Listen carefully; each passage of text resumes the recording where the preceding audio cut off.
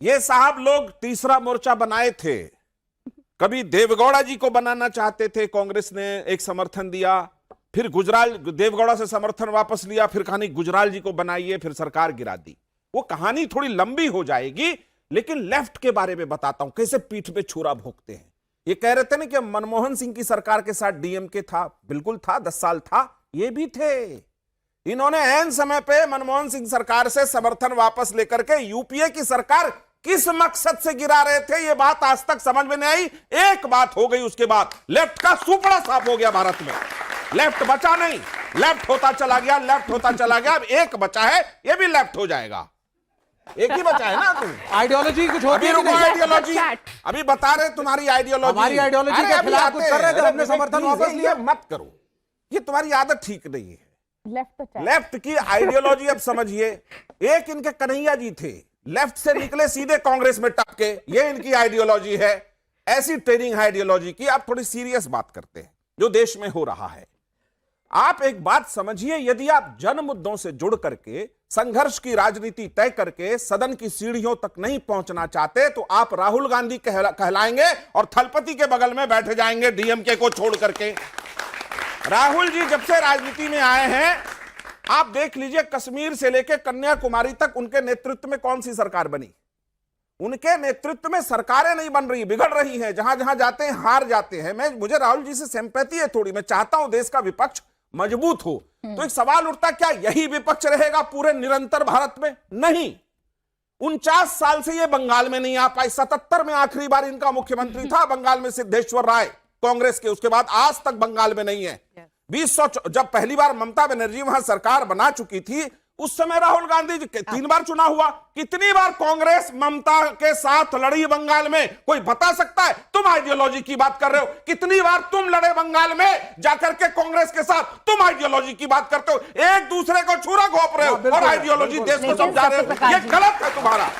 लेकिन सत्यप्रकाश जी, अब मैं बताता हूँ, नहीं मुझे आखिरी लाइन है। मैं आप कंप्लीट करिए, लेकिन आप तो इनको बखूबी जानते होंगे। अपने हितों के लिए कितने गठबंधन नीतीश कुमार जी ने बदले, ये भी सब जानते हैं। और जब सीपीआई की रैली में आके नीतीश कुमार भाषण देते थे, तो इनसे पूछिए वो एंडोर्स करते थे कि नहीं? मैं तो सवाल पूछ ही रही हूँ, मैं सवाल पूछ ही रही हूँ। आप बोले आवाज मेरी इतनी ऊंची है, जाओगे नीतीश कुमार हमारी रैली में क्यों आ रहे थे? आवाज निकली तो आप बताइए, एक शब्द नहीं बोलने दूंगा। बताइए जनता को। रुक जाए, मैंने पूछ लिया ना, वो काउंटर मैंने पूछ लिया, उसका जवाब तो आने दें। तुम्हारी बारी। आपके मुख्यमंत्री माननीय नीतीश कुमार हमारी रैली में हम अपना जवाब दे लेंगे भाई साहब। अरे आपके दो साथी हैं तो अभी बोल नहीं पाए। आपको क्यों दर्द हो रहा है? क्यों एंडोर्स करते थे? आपको क्यों दर्द हो रहा है? आपको क्यों दर्द हो रहा है? विवेक जी, आपके दो साथी हैं जो बोल नहीं पाए। आपस में उलझे रहेंगे तो दोनों नहीं बोल पाएंगे। थोड़ा वेट कर ले, थोड़ा वेट कर ले। मैंने तो उनसे पूछा, मैंने इनसे पूछ लिया। ये गलत बोला है इसने। नीतीश जी ने जब इनको बुलाया, ये पलट के आ गए, ये बड़े सीधा राम, और हम हो गए पलटू राम। जब बुलाया आ गए सीधा राम। नीतीश जी इंडिया में हम हो गए पलटू राम। विवेक अब बदतमीजी ज्यादा हो रही है। You are just crossing your limit. I am just tolerating it. You are just crossing your limit. You are personal, इसको पर्सनल नहीं करते। You are just no irritating me. This is nonsense. Absurd. You are really not like a political person. जनता सुन रही है, रुक जाए। क्या तरीका है ये? सर जल्दी कंप्लीट करें, 2 और मैं मेरी एक ही लाइन है। देखिए, एनडीए बना, उसमें शिवसेना थी, अकाली दल था, जनता दल यूनाइटेड, उसमें समता पार्टी था। बाद में बहुत सारे लोग आए और वृहत एनडीए का निर्माण हुआ। उस एनडीए ने देश के लिए काम किया। काम किया है तो जनता चुनती है। अब इनके तरह गाल बजाएंगे तो थोड़ी चुनेगी। जी, आपको तो ज्यादा दर्द पता होगा, दर्द कैसा होता है। आपने तो दिल्ली में झेला है, कैसे अपनों ने ठगा था और अपनों ने ही रुस्वा कर दिया था। आपने तो दिल्ली में बखूबी झेला है। तो क्या क्या चल क्या रहा है इंडिया अलायंस में? देखिए, सभी को नमस्कार। और सबसे पहले तो अभी माननीय प्रधानमंत्री जी का वो हम सुन रहे थे, कैसे रेड्डी साहब को उन्होंने कहा कि आप इधर आ जाइए। मेरे को तो उन पे तरस आ रहा था कि उनका कहने का मतलब ये था कि आप इधर आ जाइए, नहीं तो कल ईडी आ जाएगी। उन्होंने खुले मन से आज हमारे देश में खुले मन से कहा कि आप या तो इधर आ जाइए या तो कल ईडी आ जाएगी। यही हो रहा है पंजाब में। पंजाब में जो है हमारे नेता जब इनके बीजेपी में शामिल नहीं हो रहे, इनका 2% का अस्तित्व नहीं है वहां, ये नेताओं के घर ईडी भेज के अपने यहां शामिल करा रहे हैं। ये तो बीजेपी की हालत है देश भर में। इनके पास नेता नहीं है, ना इनके पास कार्यकर्ता है, ये ईडी भेजते हैं और अपने पास ले आते हैं धमका के। दूसरी बात ये, जहां तक इंडिया अलायंस की बात है, जहां तक कांग्रेस की बात है, ये स्पष्ट है और मैं बहुत जिम्मेदारी के साथ आपके चैनल पे कह रहा हूं कि कांग्रेस अगले 100 साल तक भी बीजेपी को नहीं हरा सकती। कांग्रेस में ना वो ताकत है, कांग्रेस में ना वो लीडरशिप है, कांग्रेस के पास ना वो विजन है, और इनकी टॉप लीडरशिप पूरी तरह से कॉम्प्रोमाइज्ड है। वो कैसे है? बीजेपी कांग्रेस को यह बोलती है कि हम तुम्हें केस में बचाएंगे, और कांग्रेस ये बोलती है हम आपको चुनाव जितवाएंगे।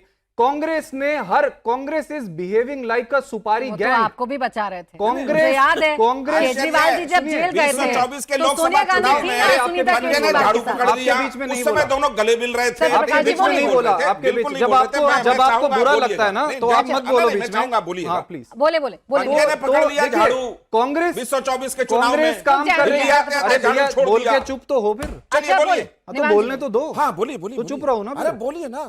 तो कांग्रेस जो है वो सुपारी उठा रही है बीजेपी से। दिल्ली में अरविंद केजरीवाल जी के खिलाफ चुनाव लड़ेगी, अरविंद केजरीवाल जी को हराएगी। महाराष्ट्र में उद्धव ठाकरे जी को हराएगी।